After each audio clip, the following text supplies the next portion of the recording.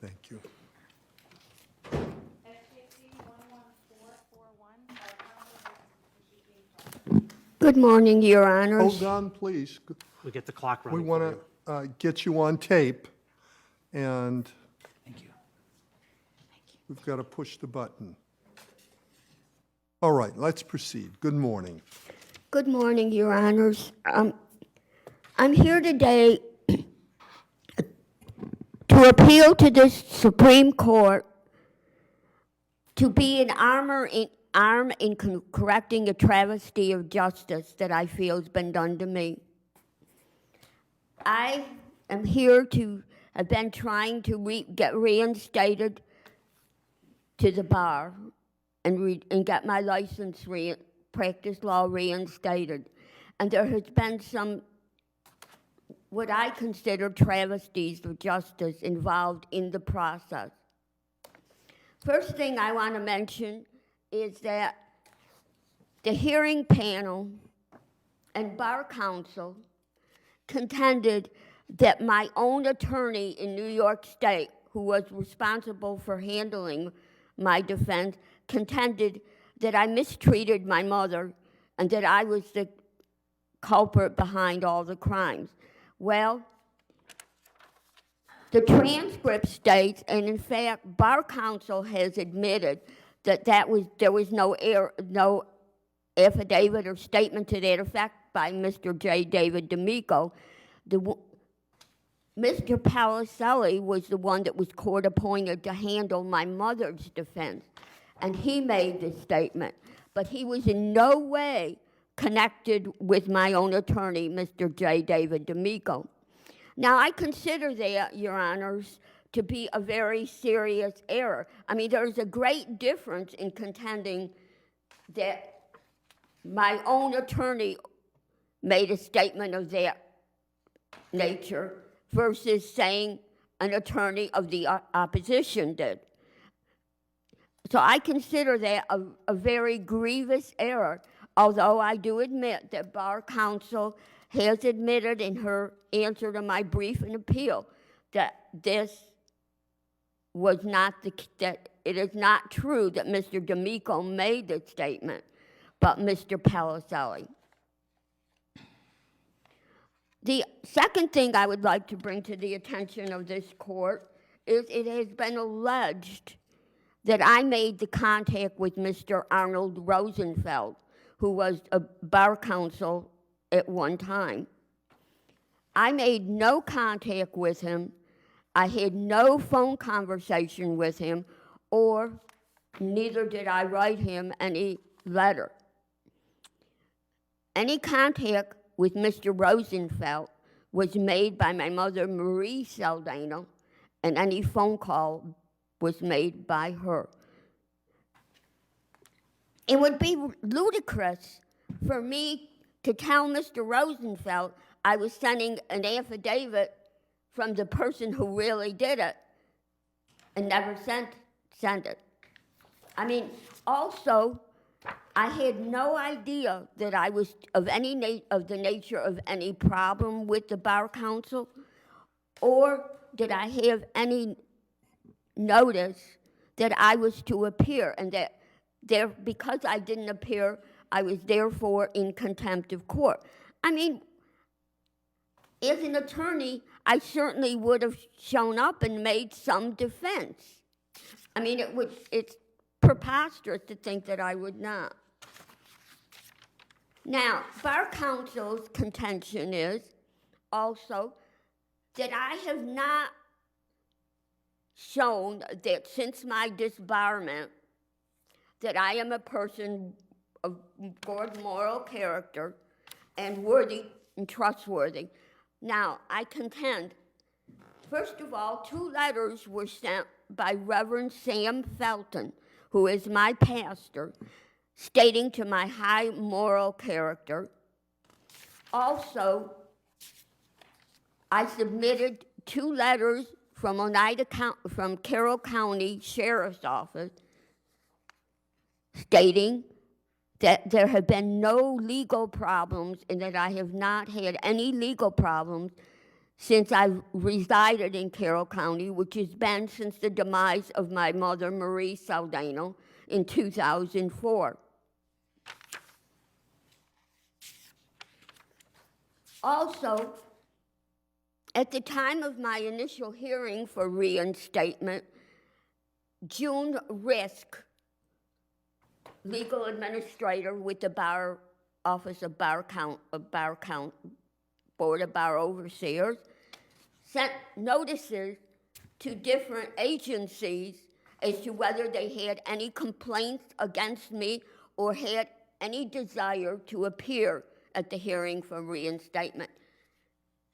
None of them did. In fact, one of them actually responded and said, "We have no desire to be represented."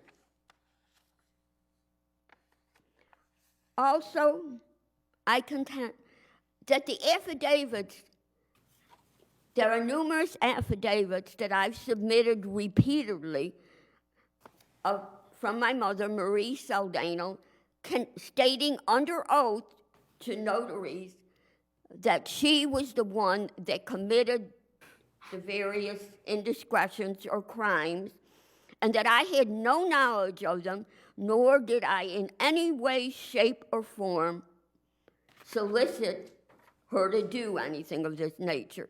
And she also stated that I had no knowledge of any problems with the Office of the Bar Council because she was the one that signed for any mail that came to a post office box. I was not given any mail from the Office of Bar Council. Also, Bar Council contends that I did not meet my moral obligation as far as restitution goes.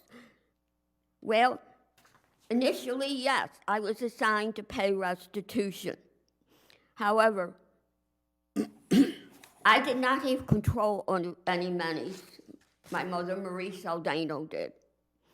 Also, I've submitted repeatedly letters from the probation department from the state of New York stating that any remaining restitution was excused. I did not legally have to pay anymore. Also, since I spent 9 months incarcerated, that was why they excused it. And so if a sister state of the Commonwealth of Massachusetts officially excuses me from it, and in addition, I spent 9 months incarcerated, I feel that certainly I have done everything possible for me in my situation to satisfy any victims. Okay, since I was also, Bar Council concedes that I have not maintained learning in the law. I have submitted repeatedly a long list of CLE courses that I have taken, okay? They were taken in Oklahoma and in Arkansas.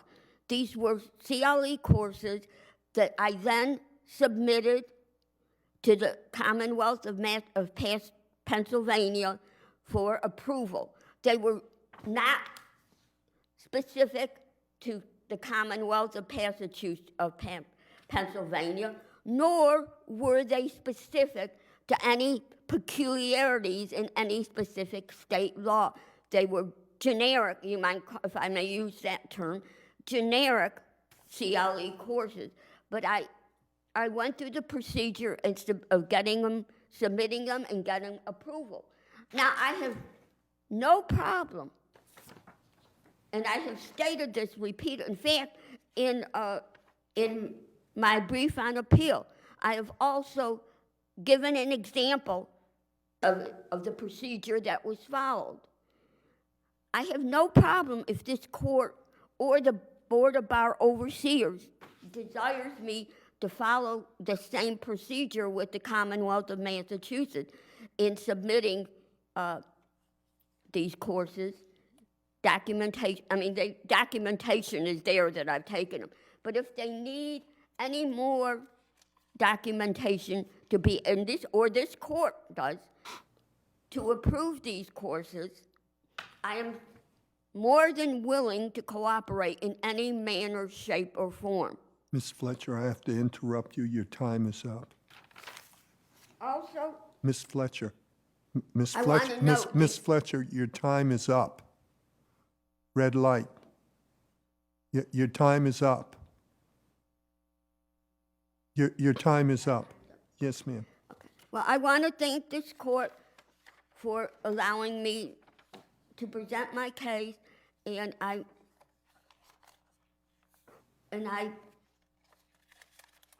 grateful, and I hope that I can very shortly return to the practice of law. Yes, ma'am. Thank you.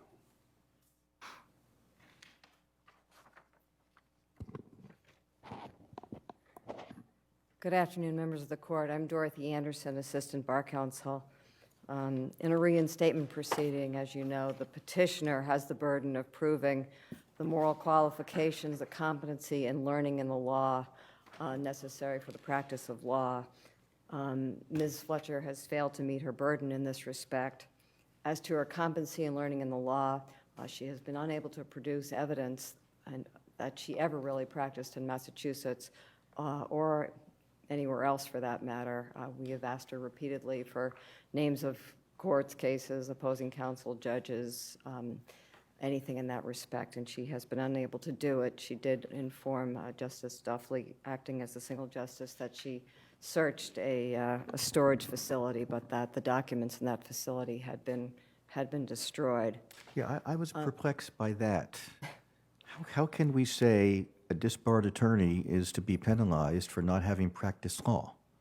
Well, I'm sorry, Your Honor, for not having practiced even before she was disbarred. There's no evidence that she ever practiced. Oh, is that clear as to that? That was her answer to the question of Justice Duffley? I was not clear to me that that was the reference. She told Justice Duffley that the issue arose at the end of the hearing, that she might have some records of her former practice in a storage facility in Arkansas. And she asked for another sort of evidentiary hearing, which we had by telephone. And at that time, she informed Justice Duffley that she had gone to this storage facility with some friend or other person, and that the records that she thought were there had been destroyed. She was still a member of the Bar of Pennsylvania until 2007, and she was a member of the Bar in Massachusetts till 2000. So we didn't ask about evidence of practice after she was disbarred, but evidence of practice before she was disbarred. Was there any submission, like by Ms. Fletcher, of Schedule C U.S. tax returns or anything like that? Something that indicated business income or W-2s from? No, there was Law firms? not. There was not. My understanding from Ms. Fletcher, I believe, was that she hasn't had enough income to file. I'm talking about even 30 years ago. She didn't submit anything like that. I mean, that's not part of the application. The application doesn't ask for tax returns going back that far, and she did not voluntarily submit any. In any event, as to the CLEs she's taken, as she admitted, those were all taken out of state. Several of them are, in fact, specific to, if you look at the list of them, they talk about the law of Arkansas or of Oklahoma or of Pennsylvania. None are the law of Massachusetts. And I think she took about 20 courses in a time period of about 10 years. Apparently, partly for the purpose of satisfying her CLE requirement in Pennsylvania. Has she been reinstated in any other state? She's only ever been a member of the Bar of Pennsylvania, and no, she has not been. Stated? No, she has not. On the application, she was asked to submit recommendations from 2 Massachusetts attorneys in good standing as character references. She in fact submitted the names of 2 attorneys who she admitted at the hearing she had never met, nor had they ever did they have any knowledge of her practice. These were people who she had just recently been put in contact with, apparently by someone at the board, and she had had some telephone conversations with them, but they could not be character references in the sense that they had any knowledge of her or her practice. As to her moral qualifications, she continues, as you have heard, not to take any responsibility for the acts that resulted in her criminal convictions in New York State back in 1990, nor did she take responsibility for the complaint submitted by the dean of the Rochester Divinity School that she had submitted falsified letter of recommendation and falsified her transcripts. She claims that her mother did all of these things. She does, Your Honor, and the only thing that I would call your attention to would be two documents that are exhibits in the appendix. One is page 160, and one is page 225. Page 160 is a stipulation concerning exhibits at the reinstatement hearing that she and I, for bar counsel, entered into, and she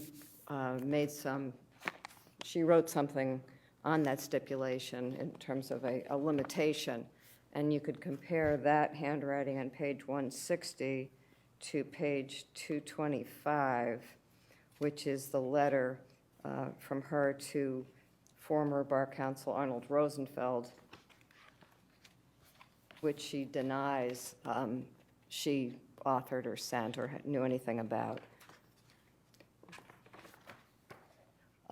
I would suggest to you that it's the same handwriting, but there was no finding made by the hearing panel either about the handwriting or about the authenticity of these affidavits that she claims to have found after her mother died in 2004. There was no finding made by the, The hearing panel did not specifically, find one way or the other about the authenticity of the, 50 or so pages of affidavits that she claims she discovered in another storage facility after her mother died in 2004 that she claims were all written by her mother. We, of course, argued that, well, we didn't argue, but suggested that those were not authentically written by her mother.